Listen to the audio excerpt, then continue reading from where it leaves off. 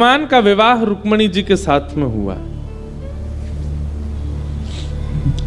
रुक्मणी लक्ष्मी हैं। लक्ष्मी यानी कि हम आप सब लोग धन को लक्ष्मी मानते हैं, संपत्ति को लक्ष्मी मानते हैं। वास्तव में हमारी संपत्ति का उद्देश्य क्या होना चाहिए? वो हमारी कामनाओं की पूर्ति के लिए हो, हमारे परिवार की इच्छाओं की पूर्ति के लिए हो, लेकिन कुछ अंश हमारी संपत्ति का ठाकुर जी से विवाह के लिए रखा कीजिए। विवाह के लिए मतलब लक्ष्मी भगवान को ब्याहती है। अब ये कथा हुई, पंडाल फ्री में तो नहीं बना, धन लगा, यहां सारी व्यवस्थाओं में धन लगा। आज भंडारा होगा, बाहर भट्टी चल रही है, उसमें भी धन लगेगा। इतने सब लोग आए, लाइट की व्यवस्था हुई, लाइव टेलीकास्ट हुआ, माइक लगा, व्यास जी आए, ब्राह्मण आए, सब संगीतज्ञ आए, सबका आना जाना, सबका रुकना, सबको भोजन। इतने 7 दिनों में लक्ष्मी का व्यय खूब होता है। लेकिन वास्तव में ये लक्ष्मी व्यय नहीं है, ये हमारी लक्ष्मी का नारायण से विवाह है। जब हम किसी अनुष्ठान में, वैदिक क्रम में, किसी आध्यात्मिक क्रम में अपनी लक्ष्मी प्रदान करते हैं तो अपनी लक्ष्मी को श्री ठाकुर जी से ब्याहते हैं। तो साल में 1 बार, साल में 2 बार, बहुत लक्ष्मी है तो 3-4 बार ठाकुर जी से उसका ब्याह कराया करो। कुछ ना कुछ वैदिक अनुष्ठान किया। आप वृंदावन जाते हैं ना, वह जाने में जो खर्चा होता है वह भी आपकी अंश लक्ष्मी का ठाकुर जी से ब्याह है। जब आप भगवत विमुख किसी कार्य में लक्ष्मी का व्यय करते हैं तो वो आपके लिए खर्चा हो रहा है, वो खर्चा आपके भोग में गिना जाता है। लेकिन जो खर्चा आप ठाकुर जी के संबंध में करते हैं, चाहे वो आप अपने दर्शन के लिए कर रहे हो, परिक्रमा के लिए कर रहे हो, दान के लिए कर रहे हो, पुण्य के लिए कर रहे हो, वो सारे खर्चे ठाकुर जी से लक्ष्मी के ब्याह के रूप में देखे जाते हैं।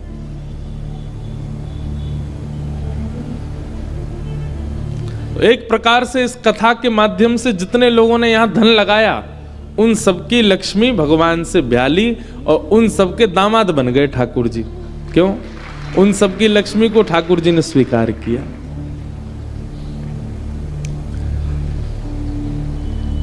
रुक्मणी जी से भगवान का विवाह हुआ। लक्ष्मी की 3 गति होती हैं, उत्तम, मध्यम और अधम। लक्ष्मी का व्यय करने वाले उत्तम व्यक्ति का लक्षण है कि उत्तम व्यक्ति दान करता है, मध्यम व्यक्ति भोग करता है और अधम व्यक्ति नाश करता है, जबरदस्ती खर्च करता है अपने ऐशो आराम और भोग विलास में। उत्तम व्यक्ति कौन? जो अपने लिए कम खर्च करे, सबके लिए ज्यादा, इनकी सहायता हो जाए, गरीब कन्याओं का ब्याह हो जाए, इन लोगों की सहायता के लिए बालक विद्यालय में पढ़ लें, एक कथा हो जाए, नगर के सब लोगों को कथा सुनने को मिल जाए, सबको लेकर के हम हरिद्वार चले गए, गंगा स्नान करा लाए। इस प्रकार के दान पुण्य जो करता है वो उत्तम व्यक्ति। जो लक्ष्मी का व्यय अपने लिए कम, सबके लिए ज्यादा करे। मध्यम व्यक्ति कौन? जो सबके लिए कम व्यय करे, अपने लिए ज्यादा करे। दान करने की बात आवे तो 1 रुपया ही निकलता है, और जब भोग करने की बात आवे तो 100 रुपए निकलते हैं। इस प्रकार का व्यक्ति मध्यम व्यक्ति। और अधम व्यक्ति कौन है? बोले अधम व्यक्ति दान के नाम पे चिढ़ और जाता है, केवल अपने ही लिए। मैंने कमाया, मेरी लक्ष्मी, मेरा पैसा है, मेरे योग में रहेगा। इस प्रकार अपने भोग विलास और अपने सुख संपत्ति में ही केवल धन का व्यय करना, अन्य कहीं भी उसका सदमार्ग पर व्यय ना करने वाला व्यक्ति, ऐसा व्यक्ति का नाश होता है।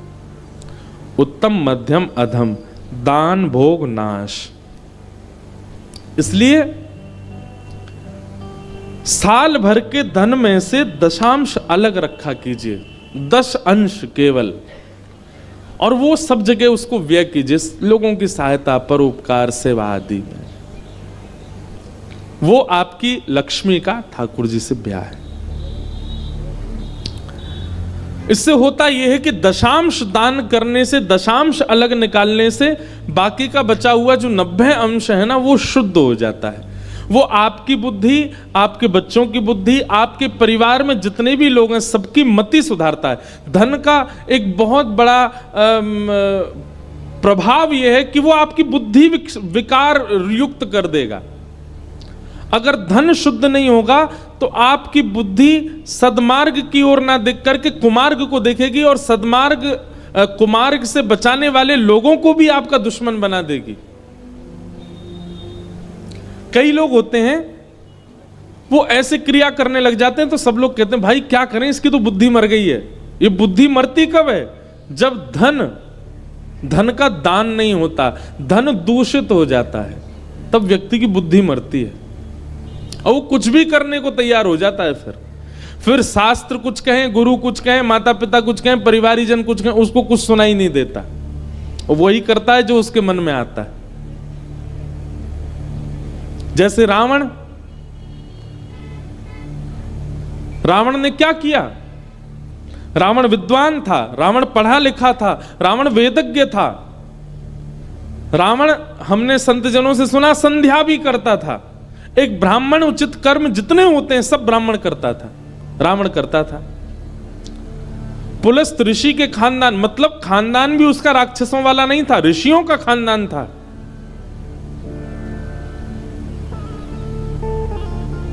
परंतु उसकी मति कैसी मारी गई? प्रभु श्री राम की अर्धांगिनी सीता जी जो कि साक्षात लक्ष्मी है, उनका हरण कर लिया और हरण करके स्वयं स्वामी बनने का प्रयास किया। उसको किसने नहीं समझाया? कुंभकर्ण तक समझाता है ऐसा मत करो, विभीषण ने समझाया ऐसा मत करो, पर उस समय कही गई सारी ज्ञान की बातें उसको बुरी लगती थी, उसको अच्छी नहीं लगती थी। एक बात याद रखिएगा, आपका भला कोई बोले और आपको वो उचित ना लगे तो निश्चित समझ जाना कि आपका धन जो है ना वो दूषित हो चुका है। उसी के प्रभाव से आपकी मति अपने भले की बातें स्वीकार नहीं कर रही है।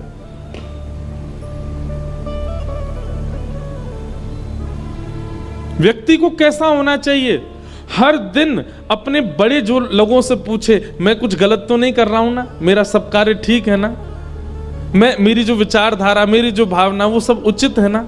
भैया सत्संग इतनी आपको योग्यता दे देगा कि कौन आपके भले में बोल रहा है और कौन आपके भले में नहीं बोल रहा है, ये भी आपको पता चल जाता है। जैसे कई लोग ईर्ष्या में आकर के आपसे कुछ अनुचित बोलें, तो आप सत्संगी होगे तो आपको पता चल जाएगा कि ये ईर्ष्या में बोल रहे हैं, ये भावना से नहीं बोल रहे। लेकिन सत्संग व्यक्ति को यह भी पता चल जाता है कि मेरे भलाई के लिए कौन क्या कह रहा है, और उसका स्वभाव यही बन जाता है, वो सबसे यही पूछता है मैं जो कर रहा हूं ठीक है ना, मेरा जीवन ठीक चल रहा है ना, कोई दिक्कत तो नहीं हो तो आप आज्ञा करें। जिसका धन शुद्ध है उसकी विचारधाराएं ऐसी होती हैं, और जिसका धन शुद्ध नहीं है उसको चाहे कितना ज्ञान दे दें, कितना रोक लें, टोक लें, समझा दें, वो फिर भी नहीं मानेगा।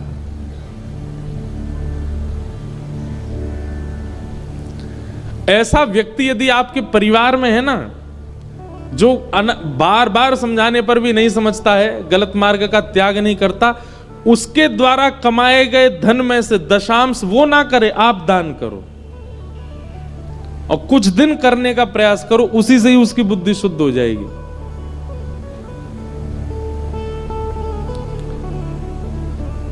धन विकार युक्त होगा तो बुद्धि विकसित नहीं हो पाएगी। इसलिए अपनी अपनी लक्ष्मियों का ब्याह किया करो ठाकुर जी के साथ, कभी कभी अवसर मिले तो। भगवान का रुक्मणी जी से ब्याह हुआ,